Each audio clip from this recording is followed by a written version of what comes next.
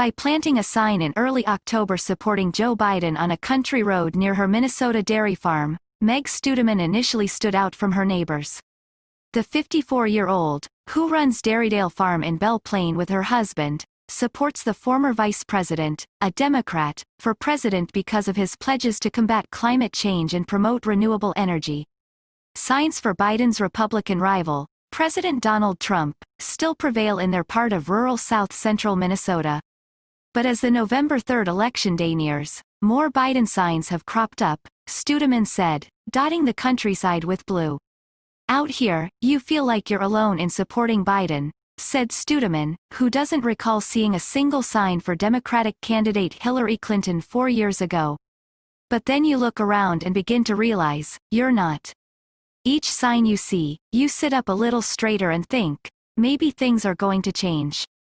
Biden's campaign is making inroads in rural America, striving to peel off voters in conservative communities that went heavily for Trump in 2016 over Clinton. That's one reason the former vice president is stumping in Iowa and Wisconsin on Friday, and in Pennsylvania and Georgia in the precious last days of the race.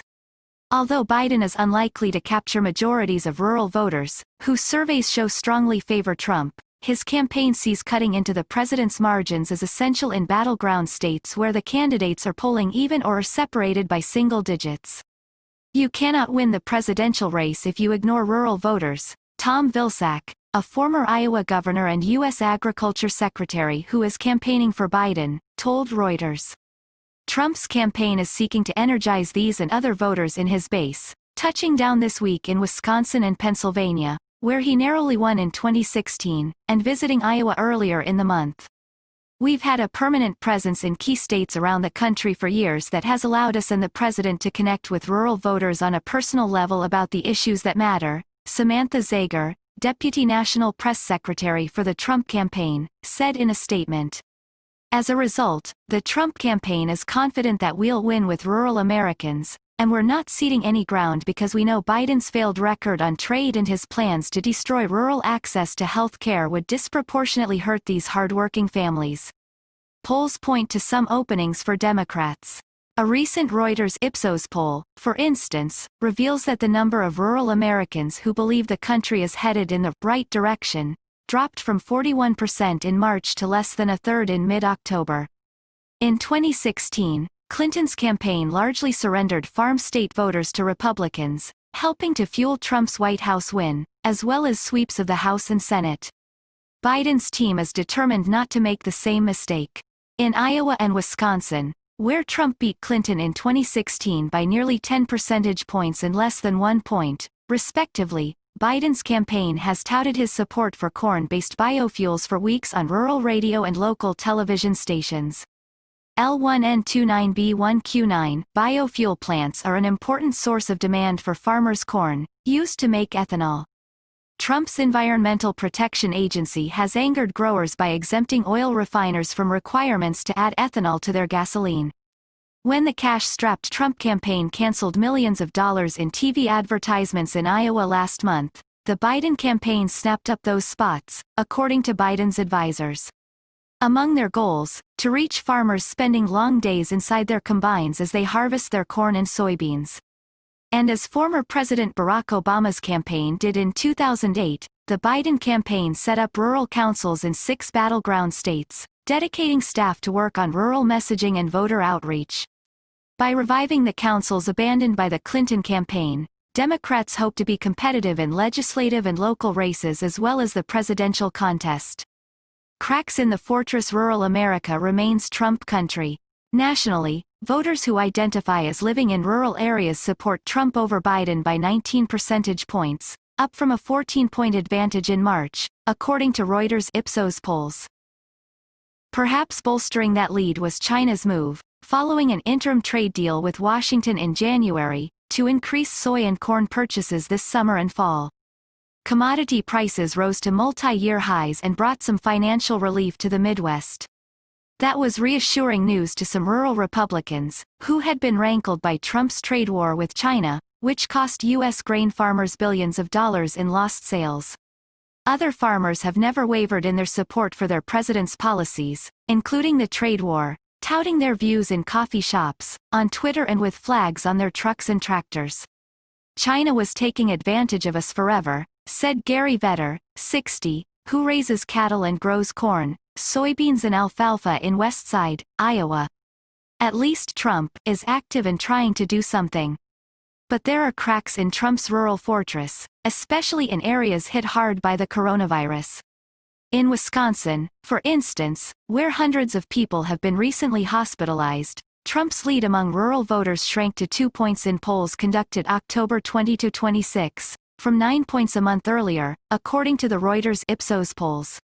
In agrarian Winneshiek County, Iowa, where Trump beat Clinton by just 90 votes in 2016, Democrats have become the largest bloc of active registered voters for the first time since at least 2000, said Nathan Thompson, chairman of the Winneshiek County Democrats. Ahead of the 2016 election, Republicans and voters with no affiliation each outnumbered Democrats. "Voters are focused on health care and the pandemic," Thompson said. In a bad sign for the Trump campaign, rural voters appear less inspired to cast ballots this year. According to the October 14–20 Reuters Ipsos data, 60% of them say they are certain to vote, down 6 points from a similar poll in late September and early October. Unlikely battleground Republican leaders and many Democrats had assumed Iowa would be an easy win for Trump. But a recent poll by Quinnipiac University shows Trump and Biden running nearly even, with 47% and 46% of the vote respectively. Particularly in this top corn-growing state, farmers have fumed as the Trump administration repeatedly granted oil refiners waivers from mandates requiring them to use biofuels, saying that lowers demand and prices for their crops. In September, Republicans said the Trump administration supported farmers by rejecting scores of requests from oil refiners for waivers. But for some Biden backers, the move was too little, too late. The waivers actually destroyed the demand for 4 billion gallons of ethanol, which translates in the U.S. to 1.5 billion bushels of corn, said Pam Johnson, an Iowa farmer and former National Corn Growers Association president who is backing Biden. "It's gone. There's no getting it back." Mark Muller, chair of the Iowa Corn Growers Association's Political Action Committee, said some of the group's members will vote for Trump no matter what. Others will simply sit out the 2020 election. "There are a lot of farmers who are disgruntled with our president and saying, 'Screw it, I'm just not going to vote,'" Mueller said.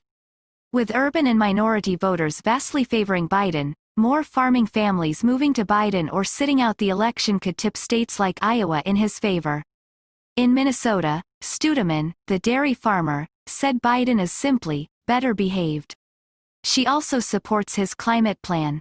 "We depend on the natural resource base and climate as a part of that," she said. "Cows don't like it hot."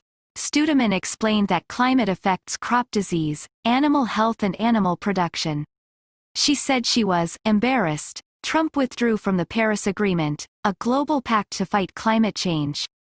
Biden said he will recommit to the accord. Supporting Biden can come at a price in rural areas, however. In Ohio, soybean grower Christopher Gibbs said he and his family were shunned by fellow farmers after he began writing op-eds for local newspapers criticizing Trump. Men ridiculed him at the local diner. Gibbs, who voted for Trump in 2016, said he left the Republican Party in part over the China trade war. "I've had women walk up beside me and refuse to make eye contact, because they don't want anyone to see them talking to me," Gibbs said. "They'll say under their breath, 'Keep doing what you're doing,' and then quickly walk away."